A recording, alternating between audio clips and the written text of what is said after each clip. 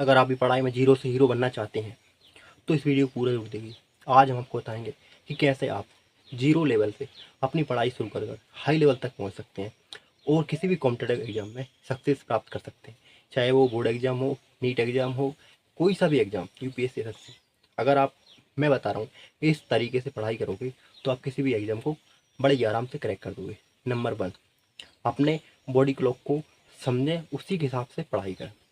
आपने देखा होगा कि कई बार हमारा मन क्या होता है, सुबह पढ़ने का करता है, जबकि कुछ कुछ स्टूडेंट ऐसे होते हैं जिनको रात में पढ़ना पसंद होता है। अब आपको समझना होगा कि मेरी बॉडी कैसी है। वो सुबह पढ़ना पसंद करती है, कितने वक्त, कितने टाइम पर, कौन सा समय है जब मैं पढ़ने का मेरा मन होता है, मेरा मन करता है कि मैं पढूं। आपको वो समझना होगा। आपको देखना होगा कि किस वक्त मैं पढ़ाई करता हूँ, उस वक्त मेरा मन लगता है नहीं लगता। किस वक्त पढ़ाई मन लगता है, सुबह लगता है, शाम को लगता है, रात को लगता है, कब लगता है, उस वक्त आपको पता होना चाहिए। उसी वक्त आपको पढ़ाई करनी। अगर आपको पता चल जाएगा कि मेरा मन किस वक्त पढ़ाई में लगता है और किस वक्त मुझे पढ़ाई करनी चाहिए, तो आप हर एक चीज़ को बखूबी से समझ पाओगे और अच्छे से याद कर पाओगे। नंबर 2, अध्ययन की तकनीकों का मिश्रण करें।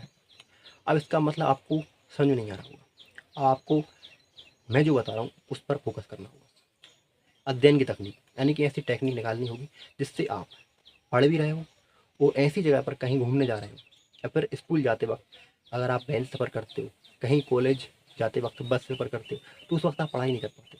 तो उस वक्त कई सारे ऐसे टॉपिक होते हैं जो हमें समझ में नहीं आते। तब उस वक्त आपको बस में सफ़र करते वक्त या कहीं भी खाली बैठे हो, एयरफोन लगा लेना है और अपने मोबाइल पर यूट्यूब पर वो टॉपिक सर्च करना है जो आपको कठिन लग रहा है, जो आपको समझ में नहीं आ रहा, जिसको आपको अच्छे से समझना है, उसको सर्च करना है और उसको सर्च करने के बाद में समझना है। और या तो किसी डायग्राम का, जो आपका डायग्राम है बुक में, वो आपको याद नहीं हो रहा है, वो समझ नहीं आ रहा, तो उसका फोटो क्लिक करना है अपने मोबाइल में। और कहीं पर भी बस में सफ़र करते वक्त फालतू बैठे हों, किसी काम को ना कर रहे हो और मन ना कर रहा हूँ, तो मोबाइल को खोलकर उस डायग्राम को देख लेना। इससे क्या होगा, वो चीज़ अच्छे से याद हो जाएगी और हो सकता है रिवीजन भी हो जाए। नंबर 3, एक दिन पहले योजना बनाए, रात को योजना बनाए। सुबह क्या करना है मुझे, सुबह कहीं लोग क्या करते हैं, ऑफिस चले जाते हैं, यूपीएससी एसएससी की कोचिंग चले जाते हैं। कोई टाइम मैनेजमेंट नहीं होता, कोई पता नहीं होता कि किस वक्त कहाँ पर जाना है, किस वक्त क्या करना है। सुबह किस वक्त टाइम, किस टाइम पर पढ़ाई करनी है, किस वक्त कहाँ पर जाना है, किस वक्त हम फ्री रहते हैं, ये आपको पता होना चाहिए। आपको अपने एक साल में किसी भी एग्जाम को क्रैक करना है, उसका आपको टाइम टेबल बनाना है। कठिन होता है, माना कि एक साल पहले टाइम टेबल बनाना कठिन होता है। आप एक काम कीजिए, हर रोज़ उसी दिन के हिसाब से टाइम टेबल बनाइए, क्योंकि आपका एक दिन दूसरे दिन जैसा सेम वैसा नहीं होता। कुछ कठिनाई वाला होता है, कुछ आसान होता है। तो आपको दिन के हिसाब से, यानी कि रात में उस काम की, उस चीज़ की प्रैक्टिस करना है, उसका टाइम टेबल बनाना है कि मुझे सुबह कितने टाइम पर पढ़ाई करना है, कितने टाइम पर कॉलेज जाना है, कितने टाइम पर बस में सफ़र करना है, कितने टाइम में फ्री रहता हूँ, वो आपको पता होना चाहिए। नंबर 4, नोट्स बनाएं। नोट्स मेकिंग बहुत ही अच्छी कला है। कई बार क्या होता है, बुक्स में कुछ चीज़ों को समझ नहीं पाते, कुछ चीज़ों को अच्छे से याद नहीं कर पाते। वो हम जब नोट्स बनाते हैं खुद से, बुक में जो लिखा होता है उसको हम जब खुद से लिखते हैं, कॉपी पर लिखते हैं, तो वो काफ़ी अच्छे से समझ में आता है। यानी कि जो चीज़ बुक की हमें कठिन लगती है, वो नोट्स मेकिंग के दौरान हम किसी किसी टॉपिक को थोड़ा सा हल्का कर देते हैं, यानी कि अपनी आसान भाषा में समझते हैं और आसान भाषा में उसे कन्वर्ट कर देते हैं। बुक की भाषा थोड़ी टेढ़ी मेढ़ी होती है, अटपटी होती है, तो हम उसको अपने लेवल की भाषा बना देते हैं। तो आपको अपने नोट्स मेकिंग की स्किल्स को परफेक्ट करना होगा। नोट्स बनाना ज़रूर आपको सीखना होगा। और नोट्स बनाना तो सीखना क्या, अगर आप स्टूडेंट हो तो नोट्स बनाना तो आपको आना ही चाहिए। अगर आप नोट्स नहीं बनाओगे तो आपको कोई भी क्वेश्चन लॉन्ग लगेगा और याद नहीं होगा। नंबर 5, भरपूर नींद। अगर आप भरपूर नींद नहीं लोगे तो आपका दिमाग बिल्कुल भी काम नहीं करेगा।